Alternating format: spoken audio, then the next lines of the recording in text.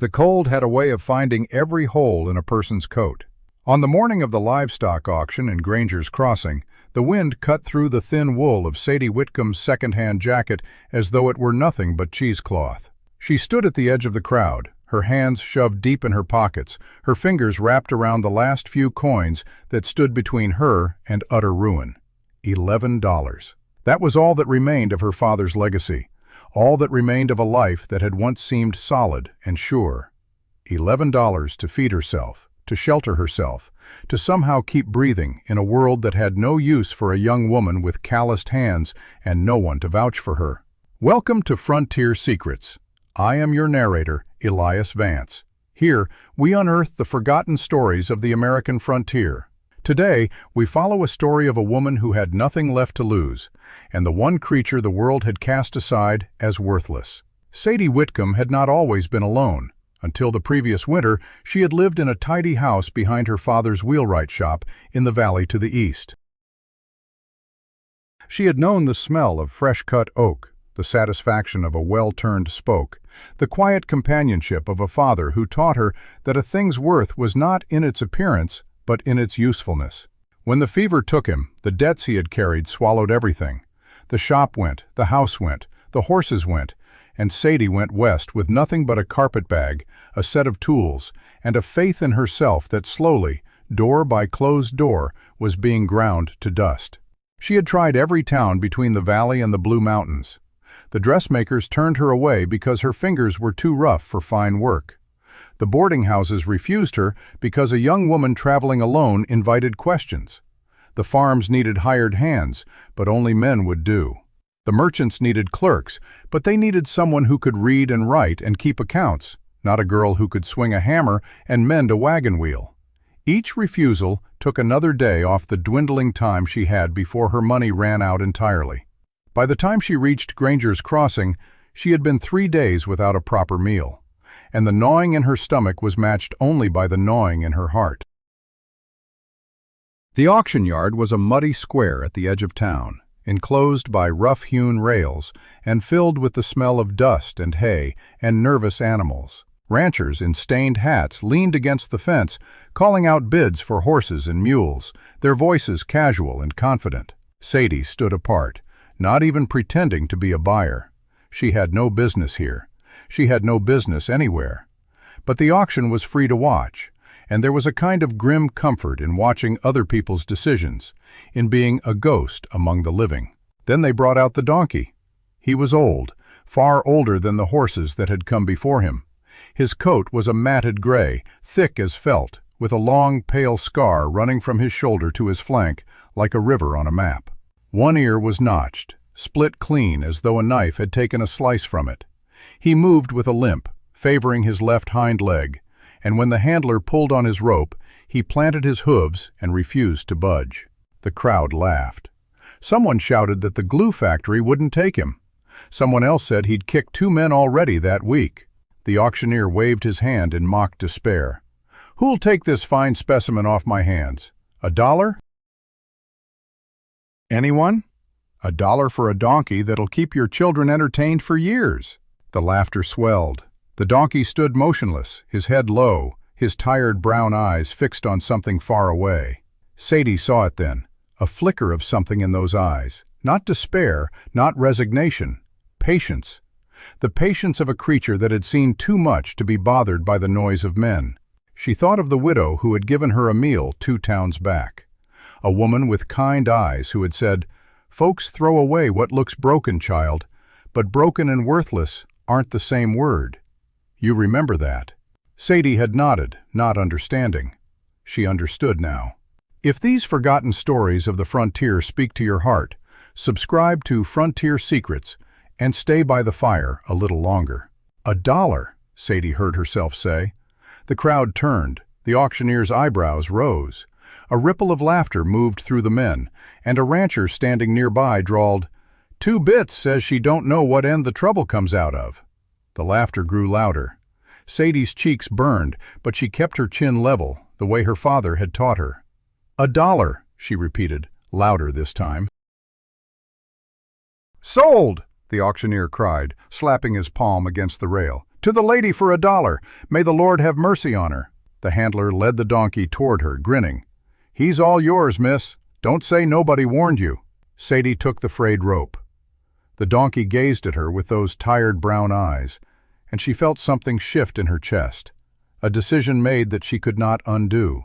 She had spent $1 she could not spare on an animal she had no use for, no food for, no shelter for. She had $11 left, and now a mouth besides her own to fill.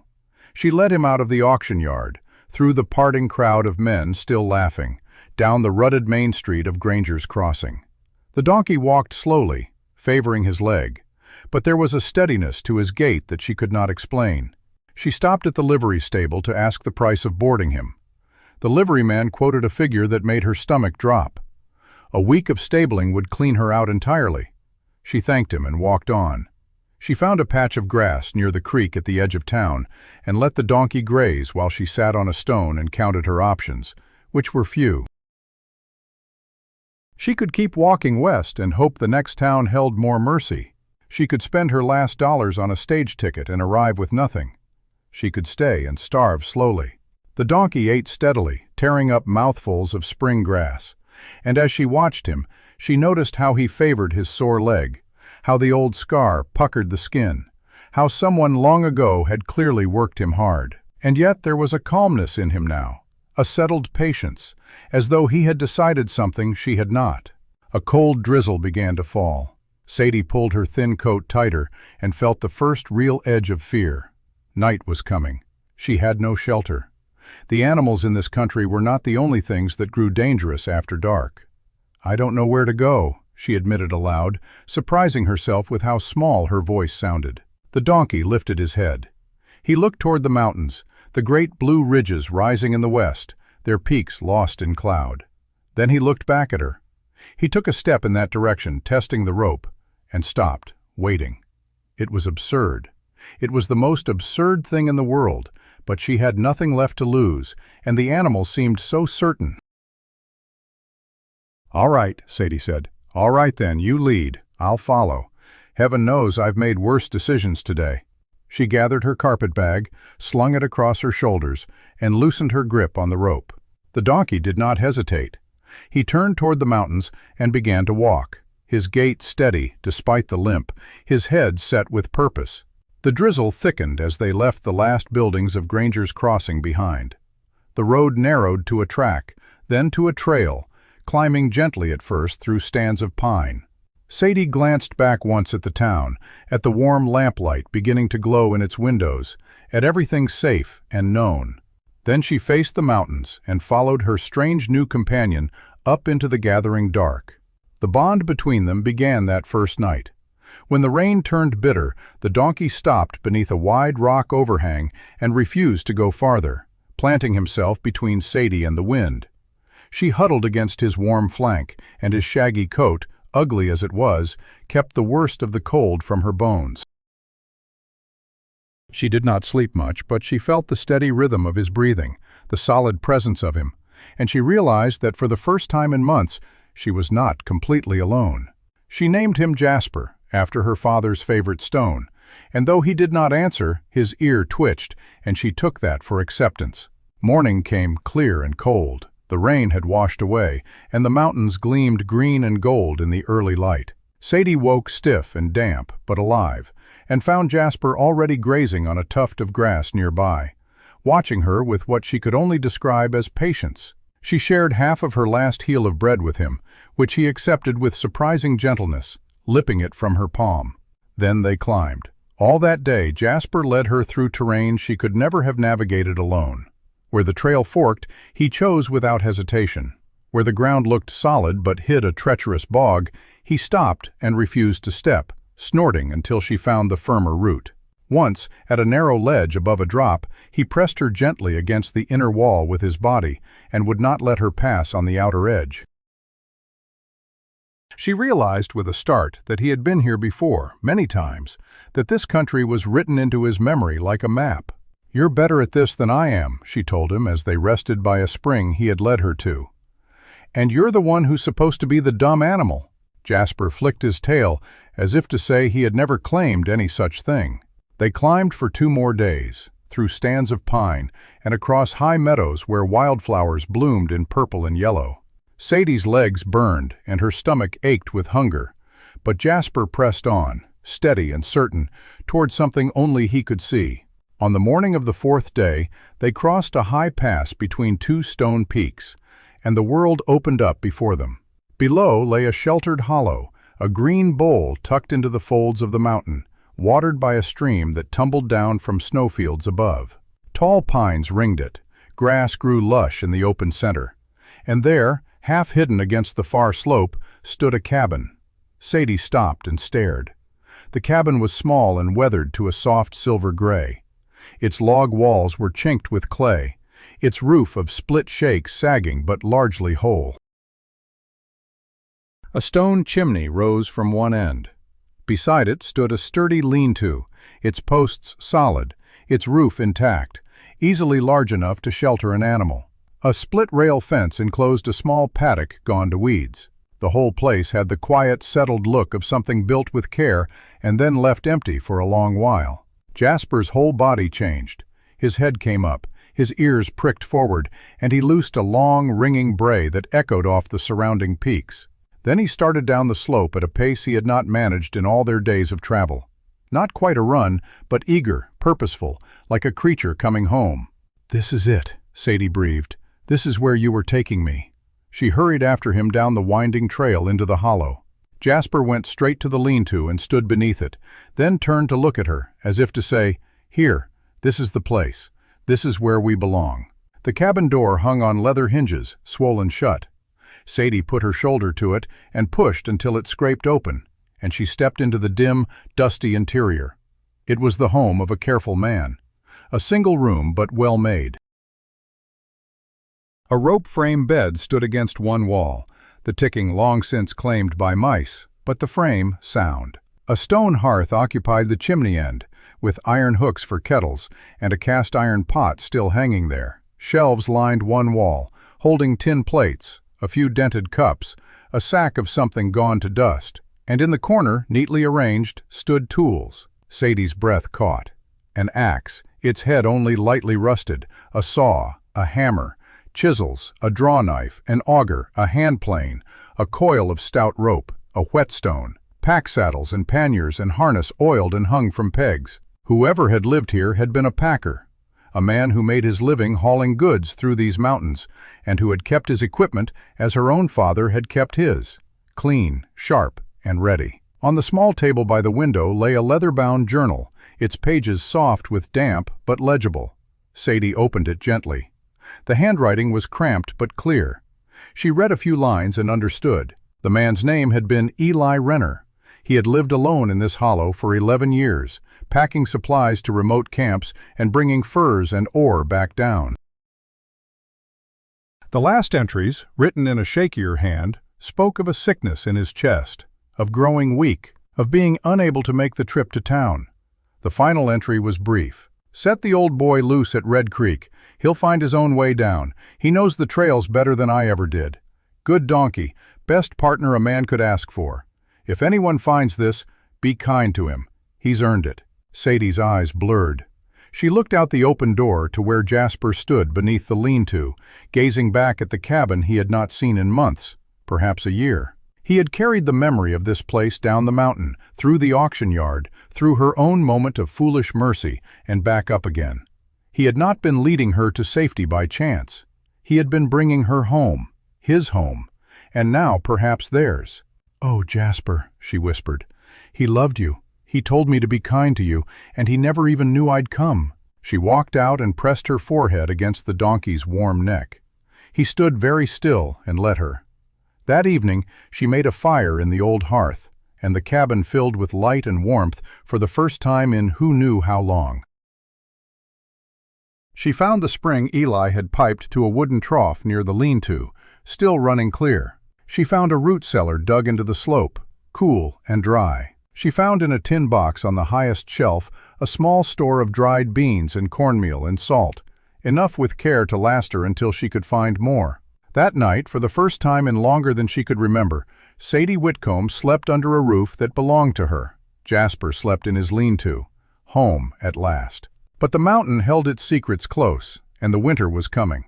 She would have to face the town again, the laughter, the closed doors, the man named Vint Calloway who had already marked her for failure. She did not know that yet. For now, she had only the fire, the quiet, and the steady presence of the creature who had saved her. And that, for the moment, was enough to keep the darkness at bay. The first morning in the cabin dawned pale and quiet, the sun slanting through the broken shutter in a single golden bar that fell across the packed earth floor. Sadie woke stiff from a night spent on the rope bed, her bones complaining, but her heart lighter than it had been in months. She built up the fire from the embers she'd banked the night before, boiled water from the spring, and made a thin porridge from the cornmeal she'd found in Eli's stores. It was not much, but it was hot, and it was hers. She ate sitting on the cabin's front step, watching Jasper graze in the meadow below. The grass was thick and green, fed by the stream that ran cold and clear from the snowfields above. The air smelled of pine resin and damp earth and something else, something that might have been freedom. Sadie let herself breathe it in, and for a few moments she did not think about the future. But the future had a way of demanding attention. When the bowl was empty and the fire had burned to coals, she took stock of what she had. Eli's tools were good, but they needed cleaning and oiling. The cabin needed chinking, the roof needed patching, and the paddock fence needed rebuilding. All of that she could do with her own hands over the coming weeks. What she could not do was conjure food out of thin air. The cornmeal and beans would last her perhaps 2 weeks if she was careful. After that, she would need to find a way to earn her keep. The answer was in Eli's journal, sitting open on the table. He had made his living packing goods into the high country, serving miners, trappers, and the few homesteaders scattered through the remote valleys. His routes were recorded in his cramped hand, each turn and landmark noted with the care of a man who knew that a mistake on these trails could cost a life. And Jasper knew those routes by heart. The donkey had walked them 100 times, 1,000 times, carrying supplies and bringing out ore and furs. The trade was still there, waiting for someone to take it up. Sadie sat down with the journal and read it cover to cover, not just the route notes, but the entries between. Eli had been a solitary man, but not a cold one. He wrote about the weather, about the deer he saw, about the beauty of the mountains in autumn. He wrote about his customers, the Dutchman Voss, the Coyle brothers, old Henkel the trapper, as though they were friends he saw only rarely, but valued deeply. And he wrote about Jasper. The old boy carried 100 pounds of ore down from the Coyle diggings today without a single complaint. He knows every ford and every landslide on that route. I'd trust him with my life, and I have, more times than I can count. Sadie closed the journal and made her decision. She would go to town, trade what she could spare for supplies, and offer her services as a packer to the camps Eli had served. It was a wild plan, a foolish plan, a plan that would almost certainly be met with laughter and scorn. But she had been laughed at before, and she had survived.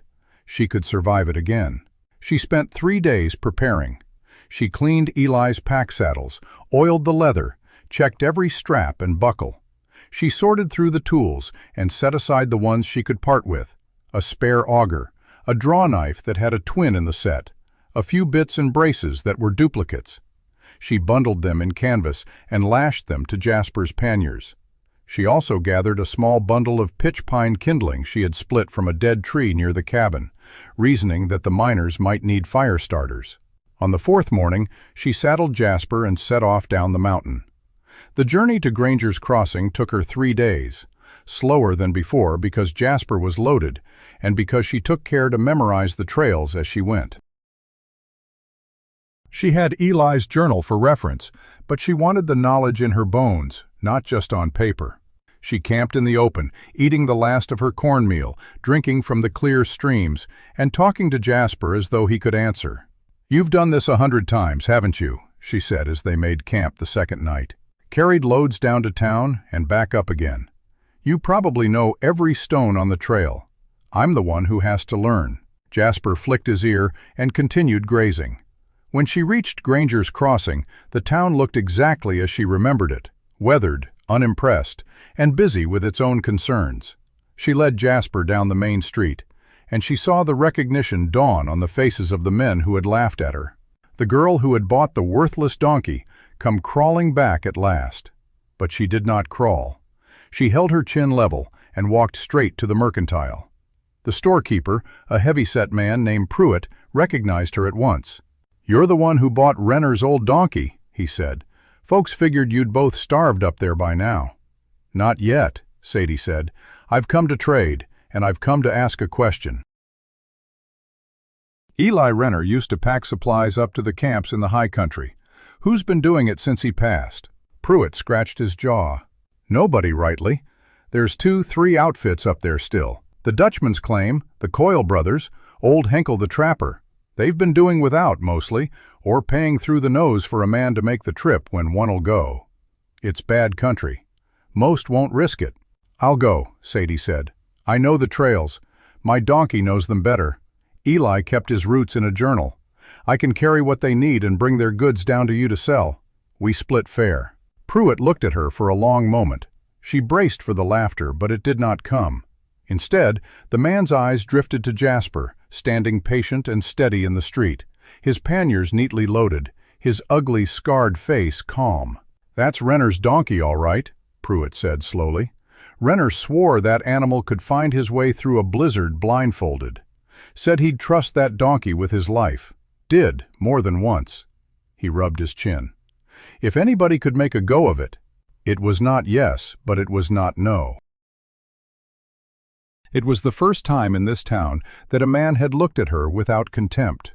And then, just as hope kindled in her chest, trouble walked through the door.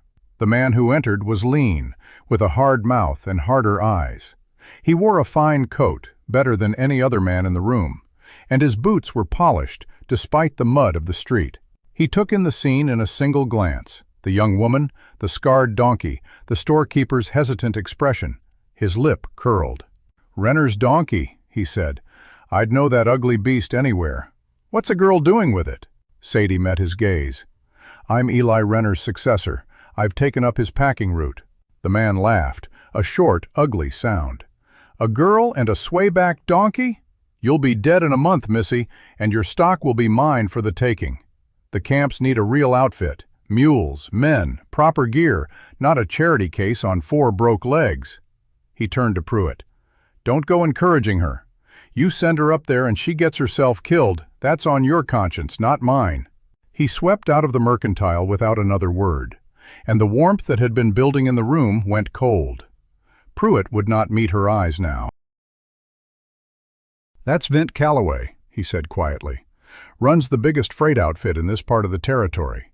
He's been angling to get his hooks into the high country trade for years. He won't take kindly to competition." "I'm not competition," Sadie said. "I'm just trying to survive." "Doesn't matter. In his eyes, you're in his way." She left the mercantile with her tools unsold and her hope guttering. She had a half-promise turned to ash, a competitor who wished her gone, and a town that still saw her as a foolish girl with a worthless animal. She made camp on the edge of town that night, too low on supplies and too low in spirit to do anything else. In the morning, she made a decision. She would not wait for Pruitt's permission. She would not wait for anyone's approval. She had Jasper, she had Eli's journal, and she had her own 2 hands. She would go to the high country herself, offer her services direct to the camps, and earn her place one honest haul at a time. She spent her last few coins on the smallest useful stock she could afford: a sack of flour, a tin of salt, a spool of strong thread, a packet of needles, lamp oil, and a small bag of coffee beans, that luxury the high country men craved above almost anything. She loaded it all onto Jasper, and before the town was fully awake, she slipped back up into the mountains. The first camp she reached was the Dutchman's Claim on Granite Creek. The trail wound through a narrow canyon, over rock slides and across swift streams, and Jasper picked his way through it with the sure-footedness of a creature born to this country. Sadie followed, trusting him completely, grateful for every step. The Dutchman came out of his diggings with a pick still in his hand, and stared at the young woman and the scarred donkey climbing into his lonely camp. He was a weathered man in his 50s. His face seamed with dust and age, his eyes sharp and suspicious. "Renner's animal," he said, the first words out of his mouth. "I'd know that ugly face anywhere. Where'd you come from, girl?" "I've got Renner's cabin and Renner's donkey," Sadie said, "and I've taken up Renner's trade. I've brought coffee, flour, salt, lamp oil, and thread. I'll bring whatever you need when you need it, and I'll haul your dust and ore down to town for honest pay. Renner's gone, but the work he did doesn't have to be." The Dutchman looked at the coffee. He looked at the donkey. He looked at her steady eyes and her toughened hands and her chin held level. Something in him decided. "How much for the coffee?" he said. It was her first sale. It was the beginning of everything. She made her way from camp to camp, following Eli's routes, relying on Jasper's memory and her own growing confidence. At each stop, she introduced herself, showed what she had carried, and offered her services. The Coyle brothers, two gruff men who shared a claim on a steep ridge, were skeptical at first. But when she unloaded the lamp oil and thread they had been months without, their resistance softened. Old Henkel, the trapper, living alone in a cabin so remote that the trail to it was scarcely a deer path, looked at her as though she were a ghost. But he took the salt she offered and paid her in prime beaver pelts. Word traveled in the high country the way water travels downhill. Slowly, but it always gets where it's going. Within a month, Sadie Whitcomb and her donkey had become a known quantity in the mountains. The young woman who would carry your supplies up the worst trails in the territory, who never failed to come when she said she would, whose scarred old donkey could find a safe path through fog so thick you could not see your own hand. She was reliable. That was the thing the men came to prize above all. But Calloway was not idle. He heard of her success through the gossip that filtered down from the camps, and it gnawed at him. He could not abide the thought of a girl, a mere girl, taking business that should have been his. He began to spread stories. He told Pruitt that the girl was using faulty equipment, that her donkey was lame and would soon break down, that she was inexperienced and would inevitably cause a disaster. He told the miners that she was a transient, here today and gone tomorrow, not worth the risk of trusting. He even sent one of his men up the mountain to intercept her, to warn her off with threats veiled as concern.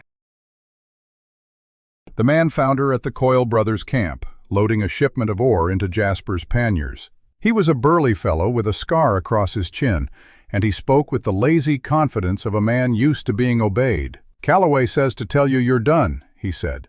"These camps are his territory. He's got the mules and the men and the contracts. You're just a nuisance, and he's tired of nuisances." Sadie finished cinching a strap before she looked at him. "Tell Mr. Calloway that the Dutchman Voss and the Coyle brothers and old Henkel have asked me to keep coming, and I mean to keep my word. If he wants these camps, he can come up here himself and convince them to switch. But they've had a taste of his prices, and from what I hear, they don't fancy paying double for deliveries that show up late." The man's face darkened. "You're making a mistake, girl." "Maybe," Sadie said, "but it's my mistake to make." She climbed onto Jasper's back, a habit she had developed for the steep downhills, and rode out of the camp with the ore clanking in the panniers. She did not look back. The autumn deepened, and the work grew harder. The days shortened, the temperatures dropped, and the first snow dusted the highest peaks. Sadie drove herself mercilessly, making trip after trip, carrying supplies up and ore down, sleeping in the open when she had to, eating whatever she could afford. She grew lean and hard, her hands calloused, her face weathered. She learned the moods of the mountains, the way a storm could build in an afternoon, the way the wind could shift and turn a safe trail into a death trap. And through it all, Jasper was her constant companion, steady and patient, never complaining, never faltering. But the strain was beginning to tell. The coffee she had bought with her last coins was long gone. Her clothes were wearing thin, and the winter was coming. The camps would need a final delivery of supplies before the snow closed the high passes. A big delivery. Flour and beans and salt pork and lamp oil, enough to last them through the months of isolation. If she could manage that, she would have enough to buy supplies for her own cabin, enough to see herself through the winter. If she failed, she would be trapped in the mountains with nothing, dependent on the charity of the very men she was trying to serve. The order came from the Dutchman Voss, relayed through a passing prospector. He needed 600 pounds of supplies delivered to his claim before the first big storm. 600 pounds. On Jasper's back, split between several trips, that would mean at least a week of brutal travel, with the heaviest loads the donkey had ever carried. And she would need to buy the supplies first, which meant borrowing credit from Pruitt, who was still not convinced she was anything more than a passing fancy. Sadie made her calculations. She had enough pelts and ore dust from the summer's work to pay for half the supplies. The other half would have to be on credit, a gamble that made her stomach clench. But she had no choice. She led Jasper down to Granger's Crossing, her jaw set, her mind made up. Pruitt listened to her proposal in silence. When she finished, he looked at Jasper, then at the sample of ore dust she had brought, then at the calluses on her hands. "I'll do it," he said, "but I want your word. If you don't come back, I'm out the cost, and I'll have to explain to my wife why I trusted a girl I barely know." "You have my word," Sadie said. She loaded Jasper with the first half of the supplies, 200 pounds of flour, 100 pounds of beans, salt, coffee, lamp oil, and a side of salt pork. The load was heavy, heavier than anything she had asked him to carry before, and she watched his legs for any sign of strain. But Jasper stood steady, his head low, his breath even. He did not complain. He simply waited for her to give the word. "All right," she said, taking the rope. "Let's go." They made it to the Dutchman's claim in 4 days, the trail brutal, the weather threatening. Jasper carried the load without faltering, though Sadie could see the effort in his breathing, in the way he placed his feet with extra care on the downhill sections. She unloaded at Voss's cabin, took the payment in ore dust, and started back down the same day, needing to make another trip before the storm came. The second trip was harder. The third was harder still. On the fourth trip, the snow began to fall. Light at first, then heavier, and the trail became treacherous. Sadie pressed on, driven by desperation and stubbornness. She could not stop. If she stopped, she would not have enough supplies delivered, and the winter would swallow her whole. But the mountain had other plans. Halfway through the fifth trip, coming down from the Coyle brothers' camp with a load of ore in the panniers, Jasper stepped on a loose stone. The stone gave way, Jasper stumbled, and Sadie heard a sound she would never forget. A sharp, wet crack like a branch breaking in a storm. Jasper cried out, a sound Sadie had never heard from him, a sound of pure animal pain, and he went down. The panniers spilled their ore across the trail. Jasper lay on his side, his leg twisted beneath him, his breath coming in ragged gasps. Sadie dropped to her knees beside him, her hands shaking, her heart pounding so hard she could barely think. She ran her hands down his leg and felt it. The break, the unnatural angle, the heat of swelling already beginning. "No," she whispered. "No, Jasper, no." The snow fell around them, gentle and relentless, and the mountain was very quiet. Jasper looked at her with his tired brown eyes, and she saw something in them that broke her heart. Not fear, but acceptance. He had carried her as far as he could. He was ready to stop. But Sadie was not ready to let him go. Not here, not now, not like this. She looked around at the white world closing in, at the trail that led nowhere, at the cold that was already seeping through her coat. She was miles from any camp, miles from the cabin, with a broken donkey and a failing body, and a future that stretched out like a long, dark road with no end. She did not know what to do. She had never felt so alone. And in that moment, the mockery of the town, the threats of Calloway, the laughter of the men at the auction, all of it came back to her, and she wondered if they had been right all along. The snow fell in thick, silent flakes, each one landing on Jasper's matted coat and melting into the gray fur. Sadie knelt beside him, her hand still on his leg, feeling the unnatural angle of the bone, the heat of the swelling already beginning. Her mind raced through every possibility and found none that ended well. She was miles from any camp, miles from the cabin, with a donkey who could not walk, and a storm that was growing heavier by the minute. The trail behind her was already disappearing under a blanket of white. The trail ahead was impassable. Jasper's breath came in ragged bursts, steam rising from his nostrils, his eyes fixed on her, with an expression that was not quite pain and not quite patience. It was something older, something that said he had been through worse and survived, but that this time might be different. Sadie pressed her forehead against his neck and felt the warmth of him, the steady beat of his heart, the life that was still there, fighting. "All right," she said, her voice cracking. "All right, we're not done yet." She forced herself to think. She could not move him far, but she could not leave him here to freeze. The trail was narrow, flanked by a rocky slope on one side and a steep drop on the other. There was no shelter nearby, no overhang, no fallen tree. She would have to make shelter. She stripped off her own coat, the only warm thing she had, and spread it over Jasper's back, tucking the edges around his chest. Then she gathered branches, deadfall from the pines that clung to the slope, and built a crude lean-to over him, weaving the branches together, blocking the worst of the wind. Her hands grew numb, then clumsy, then useless, but she kept working, driven by a desperation that would not let her stop. By the time the lean-to was finished, the snow was ankle-deep, and the light was fading. Sadie crawled in beside Jasper, pressing herself against his warm flank, sharing what little heat they had between them. She could feel his breath slowing, his body relaxing despite the pain.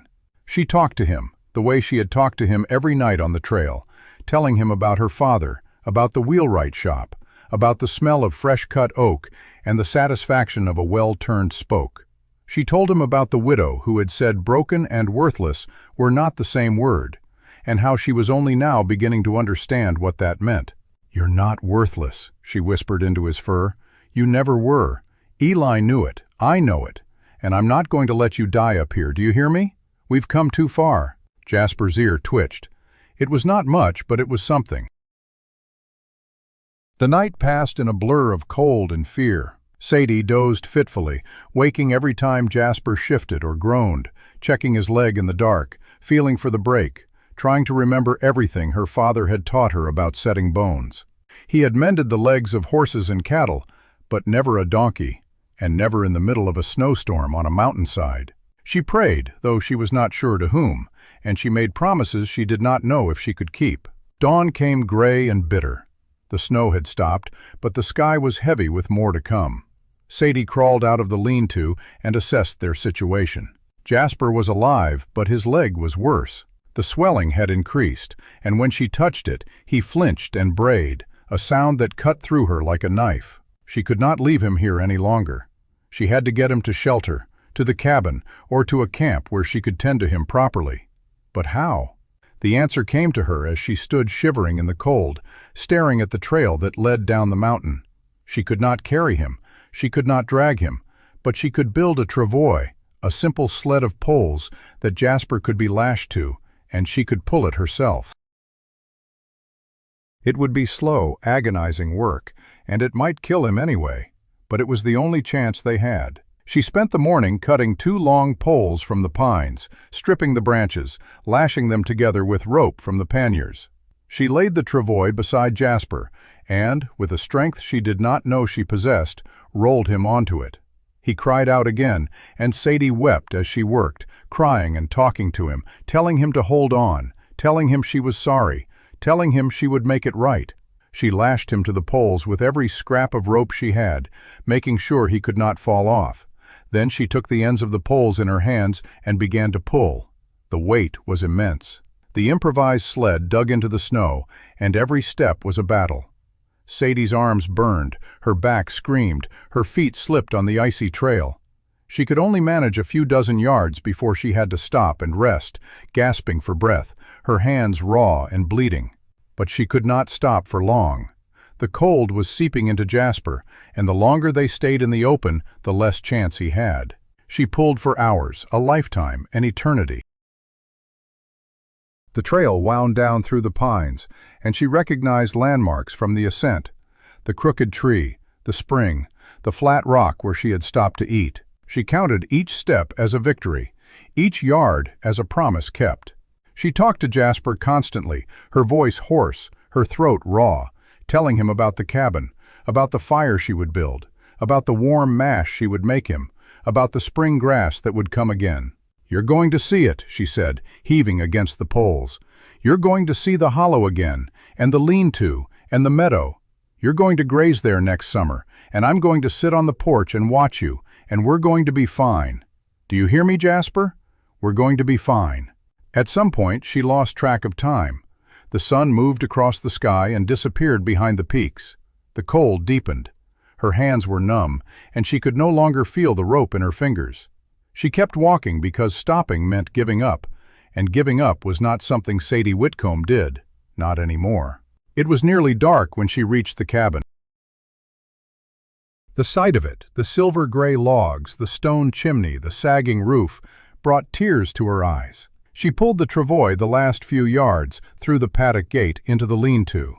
She untied the ropes with fingers that would not obey, and she covered Jasper with every blanket she had, every scrap of cloth, her own coat. She built a fire in the cabin's hearth, carried hot water to the lean-to, and bathed his leg, feeling for the break, trying to set it straight. She worked through the night, splinting the leg with strips of wood and bandages torn from her spare shirt. Jasper lay still, his breath shallow, his eyes half closed. She did not know if he would survive. She did not know if the leg would heal. She only knew that she had done everything she could, and that the rest was in God's hands, or the mountains, or whatever force had brought them this far. The next morning, she woke to find him alive. It was the first small mercy she had been given in a long time. She brought him water, which he drank, and a mash of cornmeal, which he ignored. She sat beside him and talked to him, her voice the only sound in the silent hollow.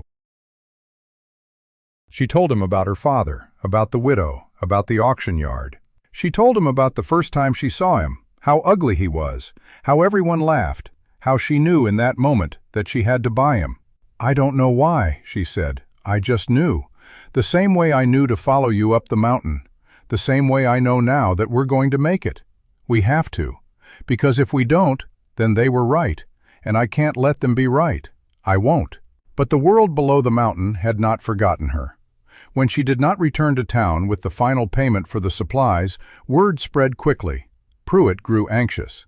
Calloway saw his opportunity. He rode up to the Dutchman's claim himself, not to offer help, but to spread his poison. "Heard the girl's donkey broke a leg," he told Voss, leaning against the wall of the miner's cabin. "Told you she was in over her head. A girl and a swayback donkey trying to run a packing route. It was only a matter of time before something went wrong. And now she's got a debt with Pruitt she can't pay, and a dead animal, and no way to make it right. You'll need a real packer now, and I'm willing to take over the route at a fair price." Better than dealing with a failure. Voss said nothing, but he did not disagree. The other camps heard the news the same way, through Calloway's riders, through the gossip that traveled faster than any mule train. The young woman who had seemed so reliable, so stubborn, had failed. Her donkey was broken. Her credit was gone. She was finished. By the time Sadie was able to leave Jasper's side long enough to walk to the edge of the hollow and look down at the trail to town, she could feel the change. Something had shifted in the air. The mountain was still beautiful, still quiet, but the trust she had built over the summer was crumbling beneath her. She had no supplies left to deliver, no income, no way to pay Pruitt. She had a cabin she could not leave, a donkey she could not move, and a winter that was closing in like a trap. She stood at the edge of the hollow, the wind pulling at her ragged clothes, and she thought about the money she had spent, the risks she had taken, the hope that had carried her through every hardship, and she wondered if it had all been for nothing.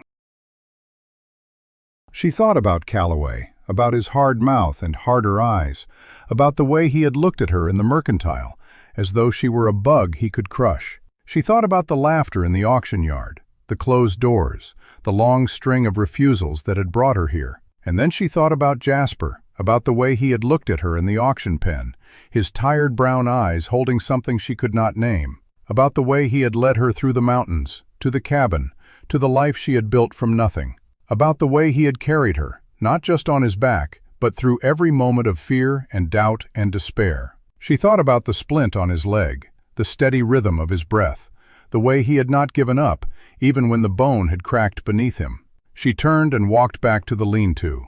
Jasper was lying where she had left him, his head resting on the packed earth, his eyes following her as she approached. She knelt beside him and pressed her forehead to his. "All right," she said. "We're not done yet. I don't know how, but we're not done." But the mountain was not done with her yet, and neither was Vint Calloway.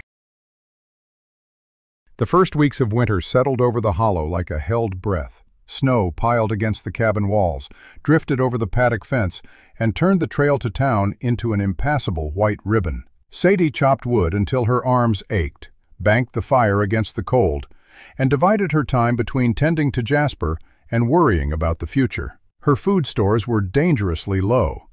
The cornmeal and beans she had brought from town were nearly gone, and the few rabbits she managed to snare were not enough to keep her strength up. She grew thinner, her cheeks hollowing, her hands trembling with exhaustion. But Jasper was healing. That was the one bright thread in the long gray tapestry of those weeks. She changed his splint every few days, bathed his leg with warm water, and fed him the best of what she had. At first, he would not bear weight on it, standing on 3 legs while the 4th hung limp and useless. Then slowly, almost imperceptibly, he began to touch it to the ground. A tentative step, a flinch, then another. She watched him like a hawk, willing the bone to knit, praying to a god she had not spoken to since her father died. "Come on, old boy," she whispered each morning. "One more day, one more step." By the end of the first month, Jasper could walk. It was a slow, hobbling gait, favoring the leg heavily, but it was walking. He could make his way from the lean-to to the spring and back, grazing on the sparse winter grass that poked through the snow. Sadie wept when she saw him take his first full step without crying out. She knelt in the snow and wrapped her arms around his neck, and he stood there, patient and warm, as if he had known all along that he would heal. But healing did not mean they were safe. The winter had only begun, and the supplies she had meant to deliver to the camps were still in Pruitt's mercantile, unpaid for. She owed him money she did not have, and the camps themselves, the Dutchman Voss, the Coyle brothers, old Henkel, were they getting their supplies? Had Calloway found a way to serve them? The thought gnawed at her, but she could do nothing. The trail was buried, and Jasper could not carry a pack even if she could reach town. She spent her days mending, cleaning, organizing. She re-chinked the cabin's walls with clay she dug from the creek bank, patched the roof with fresh shakes, and reinforced the lean-to against the wind. She read Eli's journal by firelight, memorizing his routes, his notes on the weather, his observations about the mountain. She came to know the man through his words, his quiet humor, his deep love for this place, and for the donkey who shared it with him. In a strange way, she felt as though she had known him, as though he had left her a gift, not just of a cabin and a partner, but of a life. And then the mountain spoke. It began with a knock at her door, a sound so unexpected that she dropped the axe she was sharpening and stared at the thick wooden planks as though they had sprouted a face. She opened it to find a man she barely recognized, bundled in furs, his beard caked with ice, his eyes wild with desperation. It took her a moment to place him. One of the Coyle brothers, the younger one, his face white with cold and exhaustion. "Miss Whitcomb," he gasped. "Thank God. I've been walking for 2 days. The pass is closed. Avalanche took the lower trail. Calloway's mules can't get through." He turned back. "We're out of food at the claim. 3 weeks left, maybe less. The Dutchman's worse. He sent me to find you. He said you know the old Indian path over the ridge. He said your donkey knows it better than any man alive." Sadie pulled him inside, sat him by the fire, and gave him the last of her cornmeal mush. He ate like a starving animal, and she listened as he told her the full story. Calloway had promised a big delivery before the first snow, but when the avalanche blocked the main trail, he had given up. He told the camps they would have to wait until spring, that there was nothing to be done. The Dutchman Voss had tried to organize a mule train himself, but the animals balked at the deep snow, and the men refused to risk the unstable slopes. The Coyle brothers had been subsisting on half rations for 2 weeks. Old Henkel had not been heard from in a month. "They said you were finished," the man said, his voice trembling. "Calloway told everyone your donkey was dead and you'd run off. But the Dutchman said you wouldn't do that. He said you were made of sterner stuff. He said to find you, and you'd know what to do." Sadie looked out the window at the snow-covered hollow. She looked at Jasper, standing in the lean-to, favoring his leg but steady. She thought about the debt she owed Pruitt, about the supplies still sitting in his store, about the laughter that would follow her if she failed, and she thought about the old Indian path, the one Eli had marked in his journal with a single word: secret. She had never taken it. She had seen it on his map, a faint line that cut across the ridge, bypassing the main pass entirely. It was steep, dangerous, and barely wide enough for a man on foot, but it was open. "I know the path," she said, "but I can't carry enough supplies alone. Jasper can't carry a pack yet. It'll take 2 trips, maybe 3, to get enough to all the camps." "We don't have time for 3 trips," the man said. "The Dutchman's down to a handful of beans. The Coyle brothers have been eating pine bark. Another week, and people are going to start dying." Sadie stood up. She looked at Jasper, at his scarred flank, and his notched ear and his patient, knowing eyes. She thought about the travois she had built to drag him home, the sled of poles that had saved his life. And she realized that she could build another one, larger, stronger, one that she could pull herself, with Jasper guiding the way, his knowledge of the terrain compensating for his injured leg. "All right," she said, "I'll go, but I'll need help. You stay here, rest, eat. Tomorrow we go to town and get the supplies, and then we go up the secret path." The man nodded, too exhausted to argue. The next morning they set out for Granger's Crossing. Sadie led Jasper, who moved slowly but steadily, while the Coyle brother followed on foot, his strength returning. The trail was brutal, the snow deep, the cold biting through their clothes. But they made it by nightfall, emerging from the timber like ghosts, their faces frozen, their spirits thin. Pruitt saw her coming and met her at the door of the mercantile. His face was a mixture of relief and guilt. "I heard about your donkey," he said. "I heard you were done for.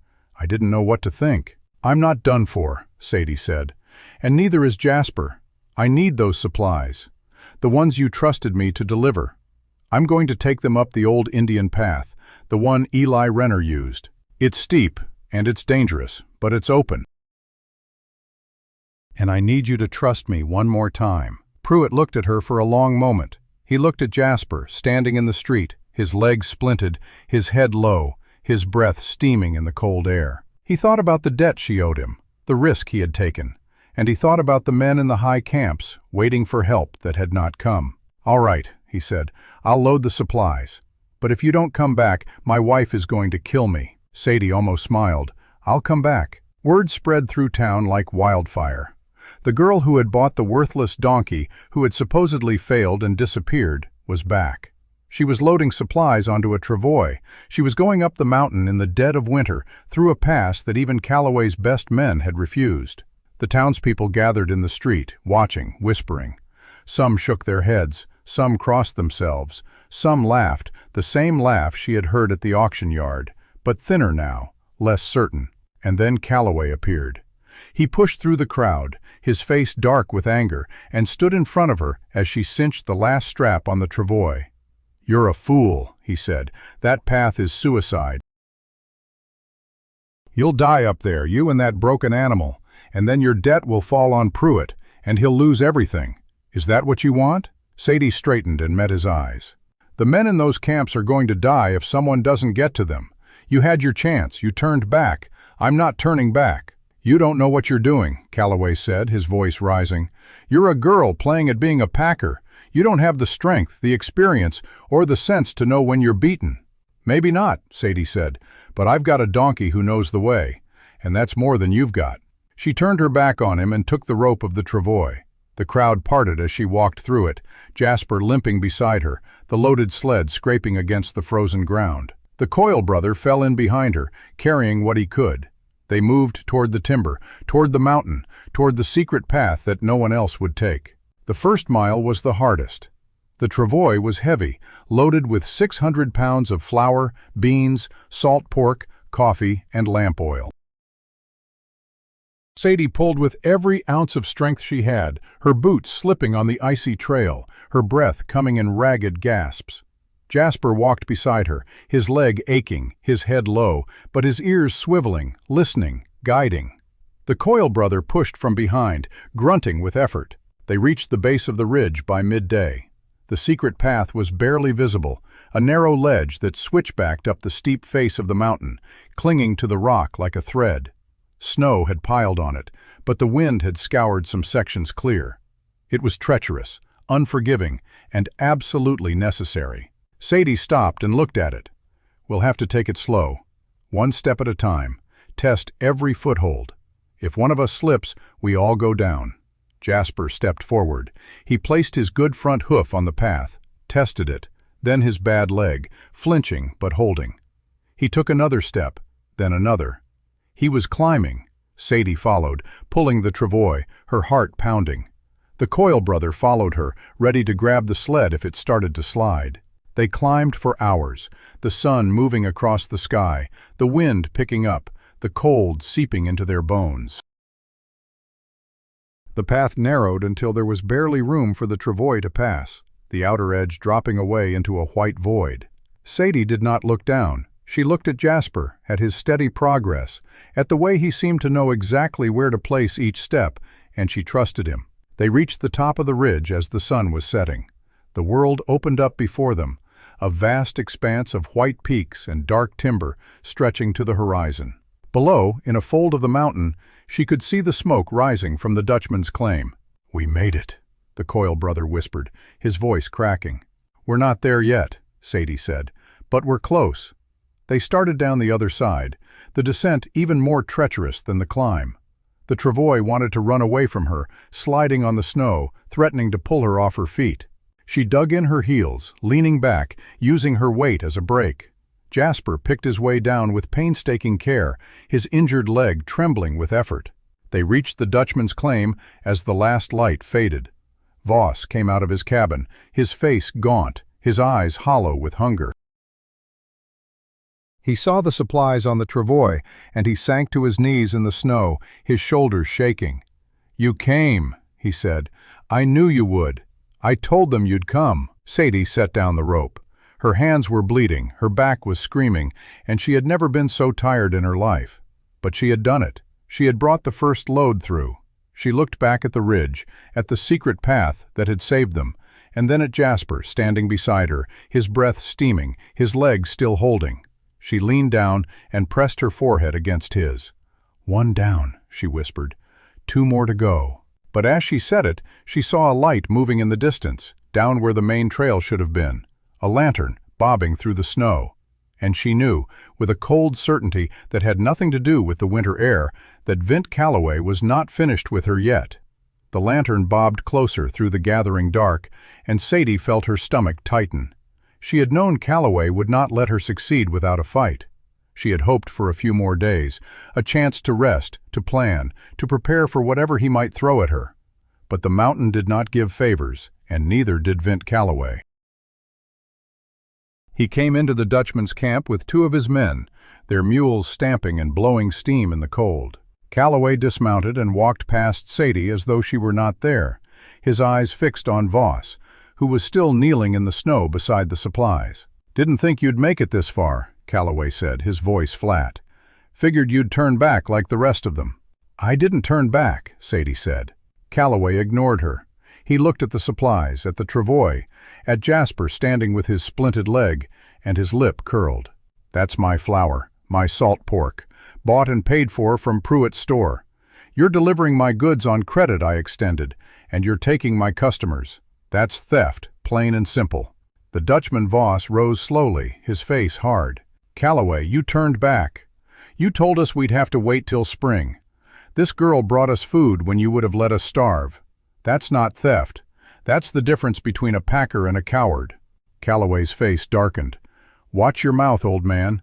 You owe me for the supplies I already delivered before the snow. You think I'm going to let a girl with a lame donkey take over my route? I've got a contract with Pruitt. I've got a reputation. She's got nothing." "She's got me," Voss said, "and she's got the Coyle brothers, and she's got Henkel if he's still alive. You've got nothing but empty promises." The tension in the camp was thick enough to cut. Sadie stood between them, her hands raw and bleeding, her body shaking with exhaustion, but her chin level. "I'm not trying to take anything from you, Mr. Calloway. I'm trying to keep people alive. If you want to deliver supplies to these camps, deliver them. I won't stop you. But you turned back, and I didn't. That's the only difference between us." Calloway stared at her for a long moment. Then he laughed, a short, ugly sound. "You won't last the winter. That donkey's leg will give out, and you'll be stranded up here with nothing. And when you come crawling back to town, I'll be there to buy your cabin for a song.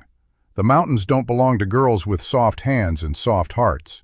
He mounted his mule, wheeled it around, and rode out of the camp without another word. His men followed, their lanterns fading into the darkness. Sadie let out a breath she had not realized she was holding. She sank down onto the packed snow, her legs giving way beneath her. Voss came and knelt beside her, his hand on her shoulder. "You did good, girl. Better than good. Now rest. Tomorrow, we'll figure out how to get the rest of these supplies up the mountain." She nodded, too tired to speak. She crawled into the lean-to beside Jasper, wrapped herself in a blanket, and slept the sleep of the dead. Morning came cold and clear. Sadie woke stiff and sore, every muscle in her body screaming.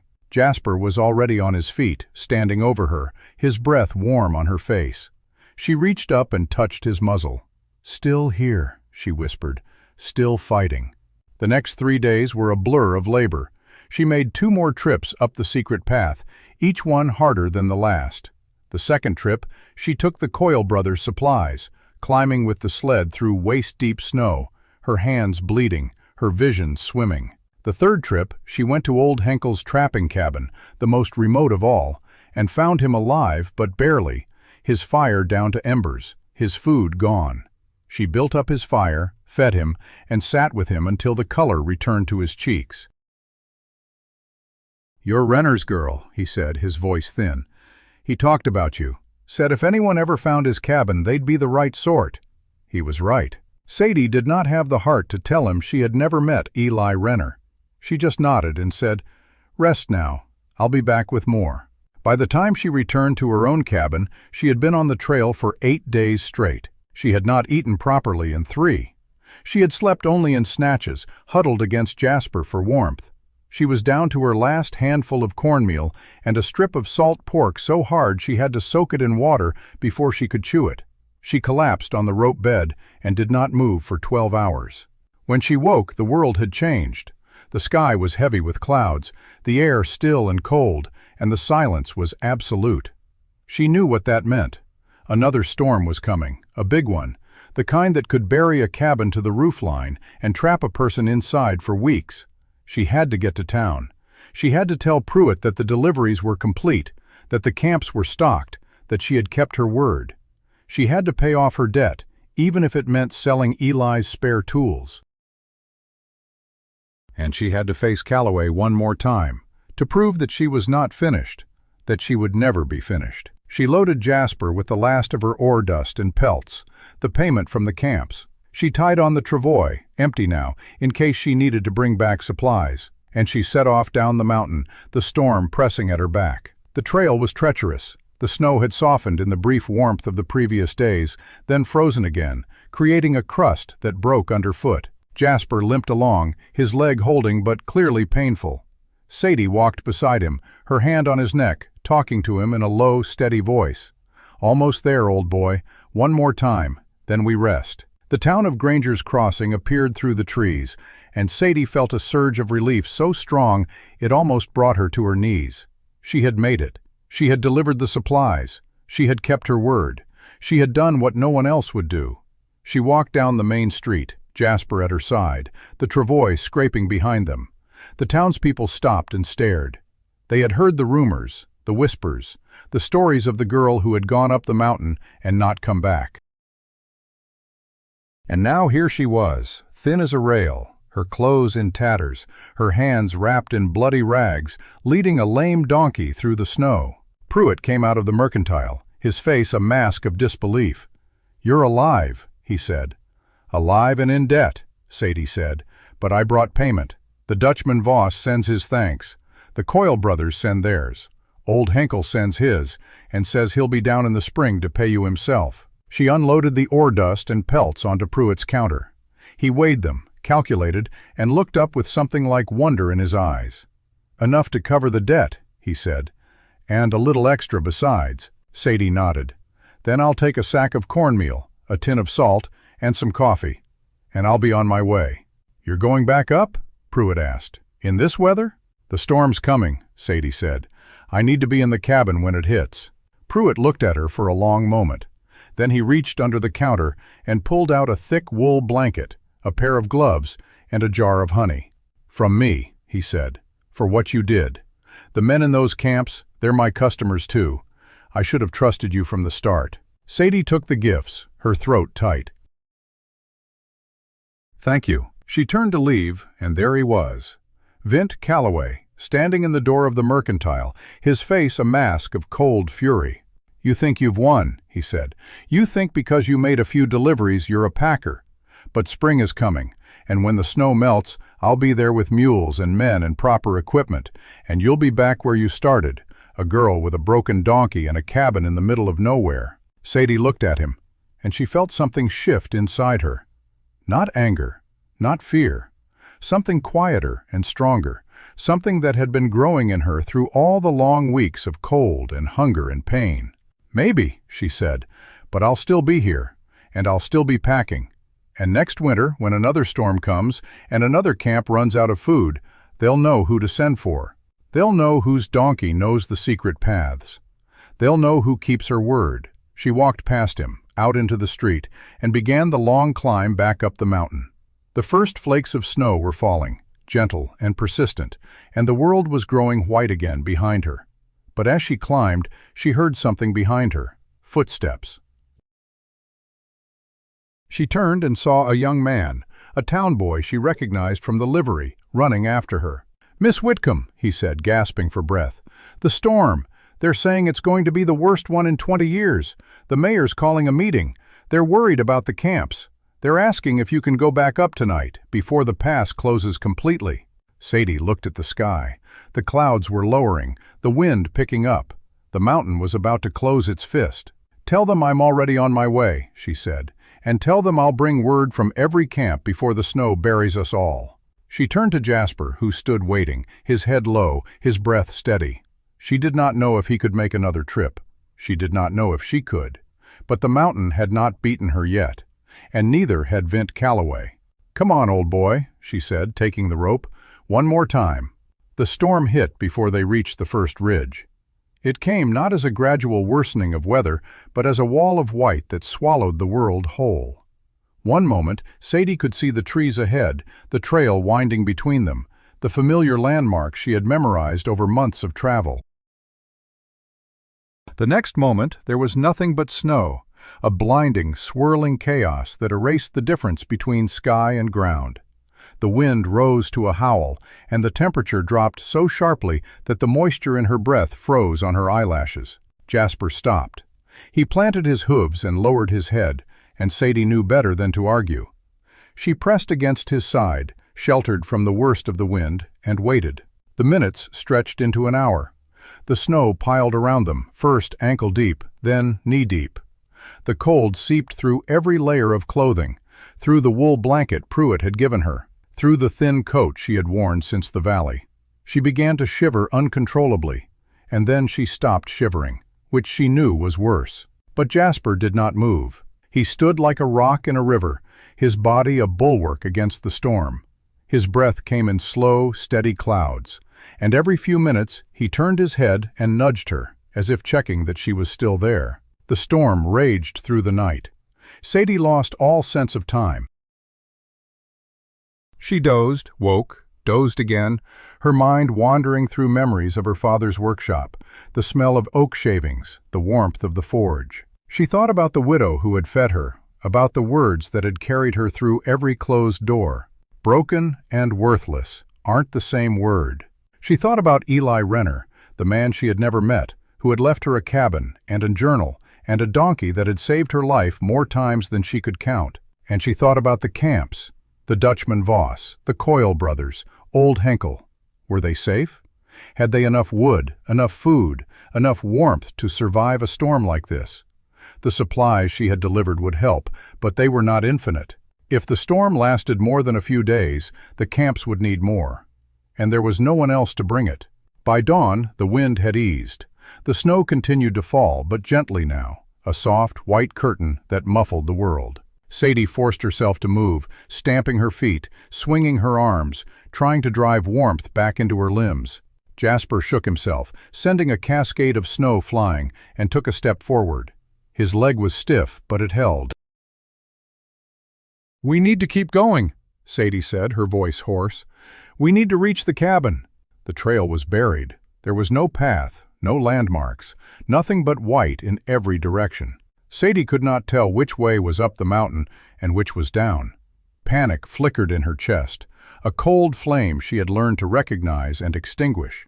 She looked at Jasper. He was standing with his head up, his ears swiveling, his nostrils flaring. He was reading the air, the snow, the subtle signs that a creature born to these mountains could interpret as easily as she could read a page. "All right," she said. "You lead. I'll follow." Jasper turned and began to walk. He moved slowly, carefully, testing each step before committing his weight.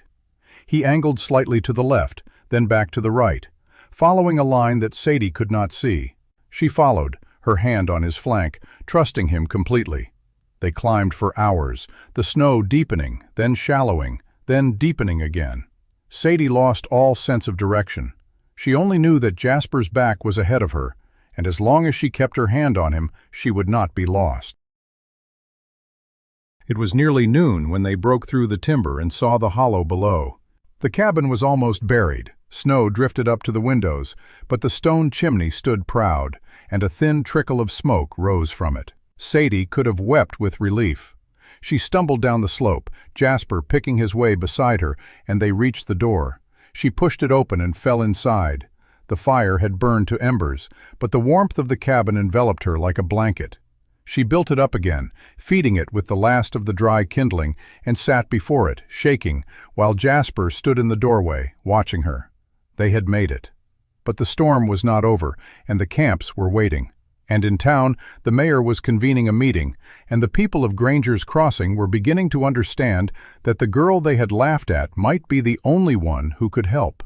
The storm lasted 3 days. Sadie spent them in the cabin, conserving her strength, tending to Jasper's leg, and reading Eli's journal by firelight.